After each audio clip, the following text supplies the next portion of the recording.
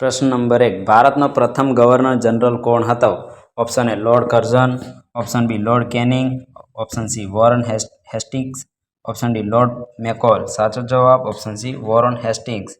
પ્રશ્ન નંબર 2. પ્લાસીની લડાઈ ક્યારે લડાઈ હતી? Option A 1757, option B 1764, option C 1773, option D 1784.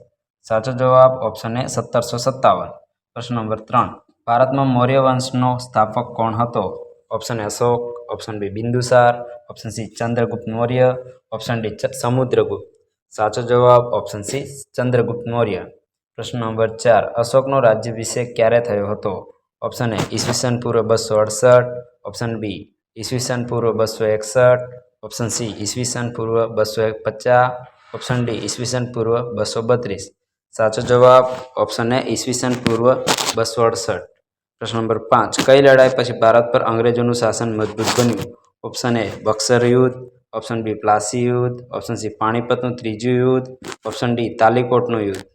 સાચો જવાબ ઓપ્શન એ બક્સર યુદ્ધ. પ્રશ્ન નંબર 6. 1857ના પ્રથમ સ્વાતંત્ર્ય સંગ્રામનું નેતૃત્વ દિલ્હી ખાતે કોણે કર્યું હતું? Option A Rani Lakshmibai, option B Tatya Tope, option C Bahadur Shah Zafar, option D Kunwar Singh. સાચો જવાબ ઓપ્શન સી બહાદુર શાહ જફર. પ્રશ્ન નંબર 7. હડપ્પા સંસ્કૃતિનો મુખ્ય વ્યવસાય કયો હતો? ઓપ્શન એ શિકાર, ઓપ્શન બી ખેતી, ઓપ્શન સી માછીમારી, ઓપ્શન ડી ખાણકામ.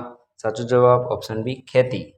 પ્રશ્ન નંબર 8. ગુપ્ત વંશના સુવર્ણયુગ તરીકે કયા રાજાના શાસનને ઓળખવામાં આવે છે?